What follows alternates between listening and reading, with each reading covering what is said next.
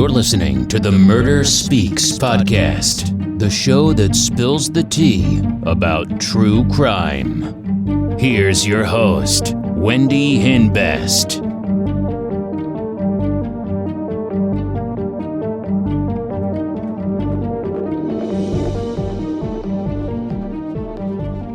Hey, welcome back to Murder Speaks. Happy holidays. I hope everyone had an awesome Christmas and hope everyone is staying safe. So today's real crime story is about 37-year-old Evelyn Visich of Chestnut Ridge, New York. She was from Puerto Rico and she was married to Peter Visich. They got married and bought a house in Chestnut Ridge, New York. Then she got pregnant with their son. January 7th, 2003, Peter goes home and finds his wife Evelyn dead on the floor. She had a knife protruding from her chest, and her throat was slashed. He goes to the neighbor's house with his 3-year-old son and tells her to call 911. Grandpa 911, my neighbor just ran in my house and said his wife is on the floor in the house. He ran over here with the little boy. He's sort of like in a state of shock. He says somebody robbed the house and his wife is on the floor. I have help on the way. The police arrive at the scene. Evelyn didn't have any defensive wounds, and there was a garbage basket full of light bulbs. There was a chandelier with no light bulbs, and there was no sign of forced entry.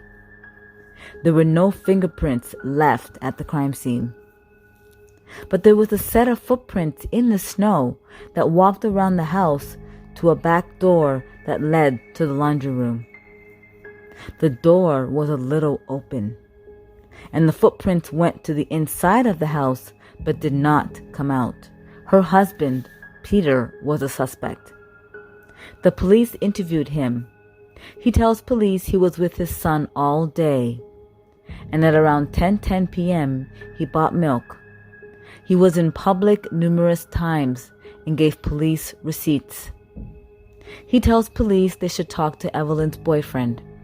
He tells police that he and Evelyn were in the middle of a divorce. He agreed to take a polygraph. Evelyn's boyfriend went to the police station. The day she was murdered, Evelyn worked until 3 p.m. and planned to go home and cook dinner for her son. But her husband Peter called her and told her that he was going to his parents' place with their son. So Evelyn decided to go to her boyfriend's house in North Jersey. She was there at around 7:30 p.m. and her boyfriend's mother dropped off dinner. She left his house around 9 p.m. Police track Evelyn's and her boyfriend's cell phone activity from the night of the murder. It appears Evelyn called her boyfriend from the highway, and his cell phone wasn't anywhere near Evelyn's cell phone. So her boyfriend was ruled out as a suspect. The police look at evidence found in Peter's van, and they found a prepaid telephone card. Peter had a cell phone, so why would he need a prepaid telephone card? So the police got a subpoena to get the numbers called by that calling card.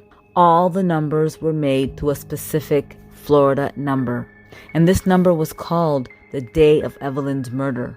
The Florida cell phone was within a mile of the house when Evelyn was murdered, and other multiple occasions. The number belonged to Frank Thon. Frank was arrested shortly after Evelyn's murder for another crime and was sitting in jail. The police visited a local bar with a picture of Frank Thon, and they talked to the bartender. She tells police that Frank talked to her, which means he was within a mile of Evelyn's home with that cell phone. A month after Evelyn's murder, the police searched his home. They took his computer. They found directions from Frank's home to where Evelyn was murdered. So the police go and talk to Frank at the jail. He tells police that he was hired by Frank Visich to kill Evelyn Visich. On the day of the murder, Peter unlocked the back door to the laundry room so Frank can get in. Peter removed the light bulbs. When Evelyn came home, he told her to lay face down on the bed, and he stabbed her in the back, cut her throat, and stabbed her several more times. Were you told what time she would be expected to be home that day? Well, I knew the night before that it was around between 9 and 9:30. And I got there, I think I entered the house about 7:30. Did Peter, okay the plan? Did he offer any advice? He told me the layout of the house, and it was pretty much on me the way I was going to execute it. When you go to the back door, is that where you entered? Yeah, it was closed but unlocked, like he said he would. So I opened it, and as I went in the house, I turned the lock on it, and I didn't close it all the way. I left it about an inch open. Now, when you went in the house, did you have anything with you?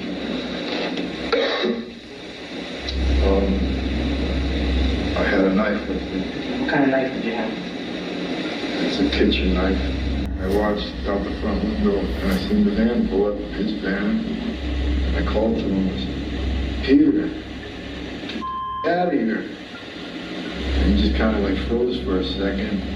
I went, "Where is she?" And then he says, "I just talked to her, and she'll be here in about 20 minutes.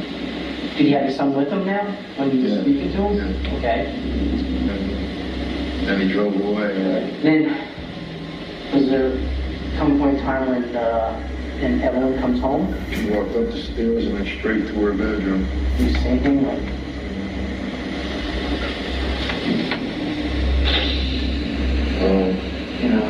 She turned, I guess she heard that last step coming. Mm-hmm. She turned, and I startled her, but she didn't scream. She made a sound. Now, where's your knife when you do this? I'm holding it up. And what do you do with the knife? Do you touch her with it at this point? Or I told her to lay face down on her bed, that I was only there to rob her. And where are you standing in relation to her? About 3 feet behind her. Right behind her. Peter met Frank at the pizzeria and gave him a down payment of $5,000 to kill his wife. The police talked to the owner of the pizzeria, and they are able to confirm that Frank and Peter were there. February 18, 2003, Peter was charged with first-degree murder because he hired Frank Thon to kill his wife, Evelyn Visich. Frank Thon is sentenced to 20 years to life. Peter is sentenced to life without parole. Unbelievable. It looks as though Peter wanted his wife dead because they were in a little divorce and he probably wanted custody of their son. And even though Frank didn't leave any fingerprints, Peter messed up by leaving the prepaid card in his van. Wasn't very smart. He obviously didn't think this through. He's obviously not a good criminal. This poor woman was not only backstabbed by her soon-to-be ex-husband and the father of their child, but she was literally backstabbed. Thank you so much for joining me on this week's true crime story. If you like it, please share it. Sharing is caring. And if you are a true crime addict like me, check out my store, crystalkiss.com. That's Crystal with a K for some murder merch. Start killing it with Crystal Kiss murder merch. Join me again on Murder Speaks. Don't forget to subscribe.